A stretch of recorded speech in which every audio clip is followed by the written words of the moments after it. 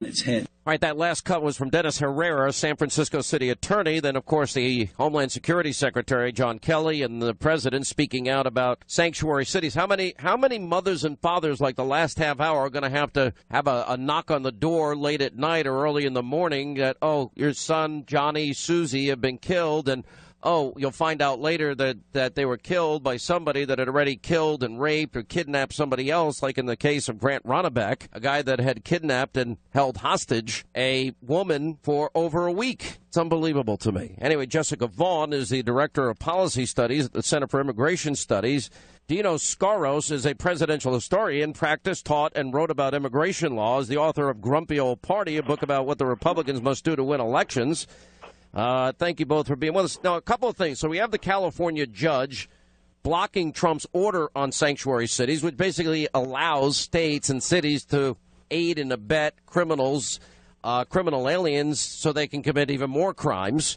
Now we have to set up, as a result of this, a new office for victims. This is what this voice group is all about that they announced earlier today. We have some facts and figures to share with you. ICE released 19,723 criminal illegals, 208 of them convicted of murder.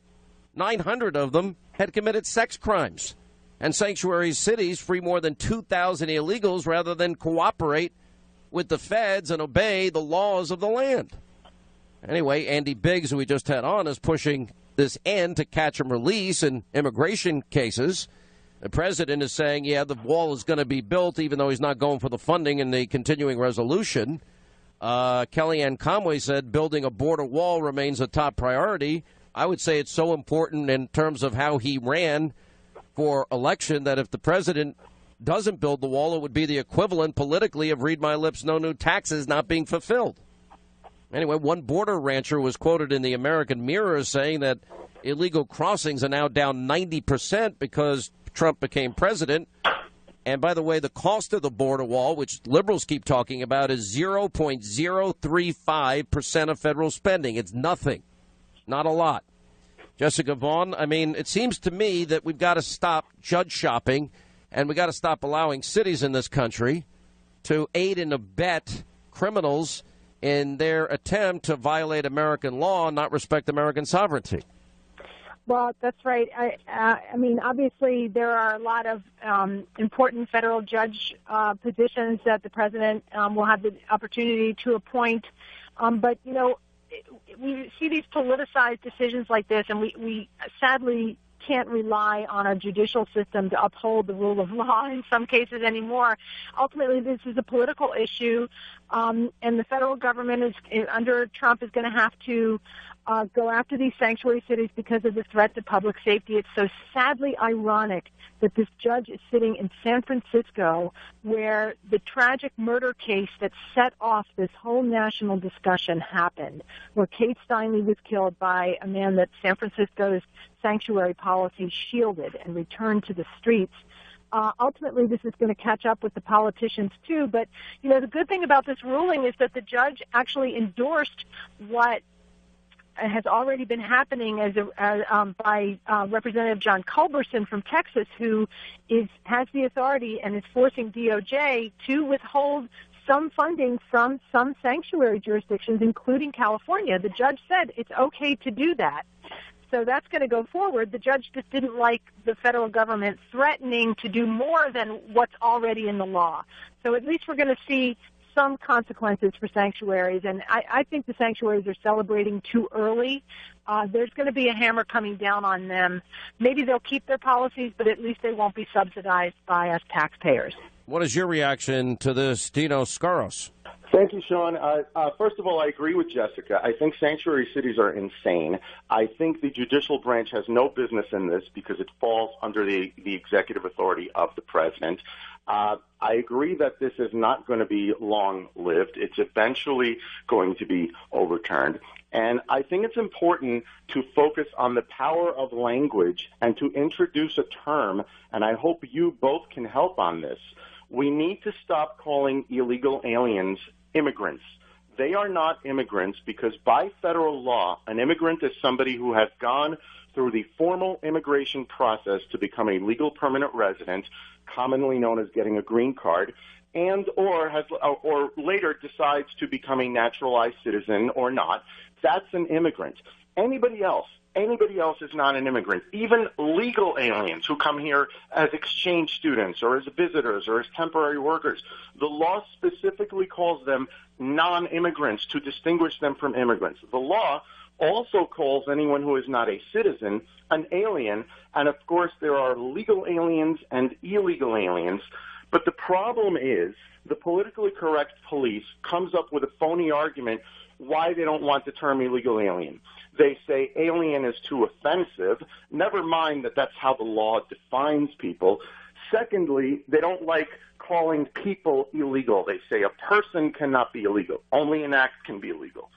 My solution is the term PHI, persons here illegally, because now you have distinguished them from actual immigrants and also from legal non-immigrants. And the argument goes out the window about aliens, because I'm not calling them aliens, and I'm not calling them illegal persons. I'm saying persons here illegally. The real reason the politically correct crowd does this is not for PC reasons. It is to conflate the statistics. It's to say, well, the immigrant community has a lower crime rate than America as a whole. Yeah, if you mean the actual law-abiding, waited online to do it right immigrants, not when you throw in gun runners and terrorists or other people who just jump the border. Then the statistics go way up high with crime. And secondly, they can say Donald Trump is anti-immigrant. Well, he's not anti-immigrant if you're talking about the real definition of an immigrant. He's not against people doing it the right way. He is against PHIs, persons here illegally, who are not immigrant. And we need to change the conversation immediately, because too many people are using the terms illegal immigrant or undocumented immigrant, which is an oxymoron. It's like saying meat-eating vegetarian. It just doesn't exist. All right, we got to take a break. We'll come back, and we'll continue with Jessica and Dino on the other side. 800-941-SEAN is our number. All right, as we continue, our top story today, obviously the issue of the San Francisco judge and the order against, sanctuary cities, supporting sanctuary cities, in spite of all the crimes that have been committed by illegal immigrants that are in the justice system, end up getting released only to commit more crimes. And how do we get away from this judge shopping issue? You know, this is one of the more frustrating aspects of this. Jessica Vaughn remains with us, as well as Dino Skaros. You know, here you have this judge, William Orrick is his name, appointed by Obama, nominated by Obama, liberal leftist activist judge, donates money to Obama during the 2008 campaign. That's a problem. Worked at the Justice Department while the Obama administration was suing Arizona over their immigration law. He blocked the release of the undercover videos on Planned Parenthood, said he will not let his political views, though, influence his rulings. Okay, that's just a lie. It's not true. It's obvious his political. He's one of these people that believes in judicial activism because his views are on display in just about every case he hears. I mean, is there any way to stop judge shopping like this?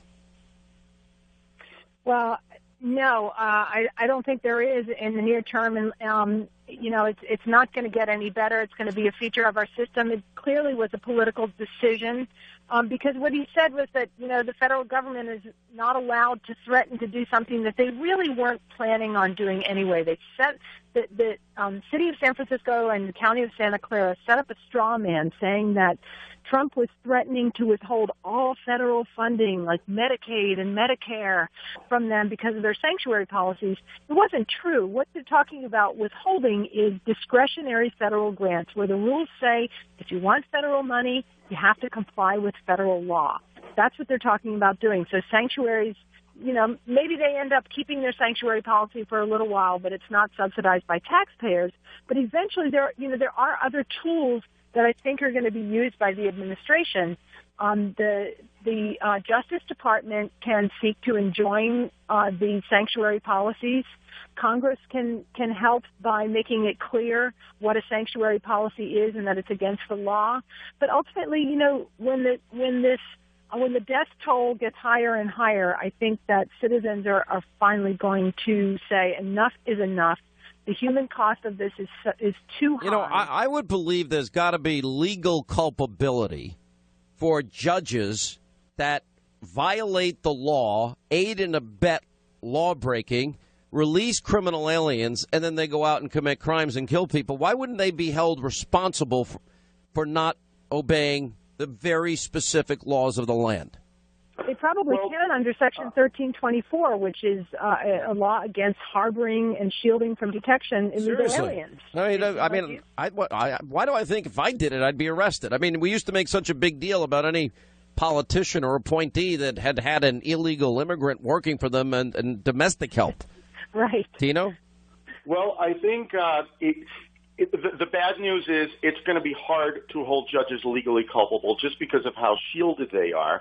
But the good news is I think ultimately this will be decided by the Supreme Court in the favor of law and order. I mean, I have my convictions and my points of view legally and personally on a lot of issues, from abortion to flag burning to the Second Amendment. But in most cases, I could see the other side of the argument, even if I don't agree with it. This is pure insanity. I mean, it is so cut and dry in the Constitution that how this judge ruled is insane, and how the president has authority about this, it goes beyond judicial activism. And all I have to say is thank God for Neil Gorsuch. Let me ask you, Jessica, a lot of my conservative brethren, I give the president a lot of credit because everything that he could do, every promise that he's able to check off his list on his own, he's getting done. Some people wanted him to fight here on the continuing resolution, even though the Democrats threatened a government shutdown to begin the funding of the wall. I take the president at his word. The wall's going to get built. Would I prefer sooner than later? Yeah. Do I think Republicans in Congress are weak and timid and feckless and spineless? Yeah. But I'm pretty confident that the president means it because this is such a big promise of his. I agree 100%. He's going to have the authority to direct spending in certain ways, and there's already, the fence has already been authorized by Congress years ago and not finished. So he's got that authorization. He's going to be able to act on it.